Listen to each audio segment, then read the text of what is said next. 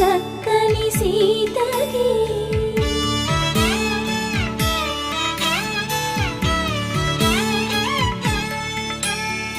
పుడతవి పునవేలు విడిచిన పుడమియల్లుడు రాముడే ఎడమ చేతను శివుని విల్లును ఎత్తిన రాముడే ఎత్తగలడా సీత జడ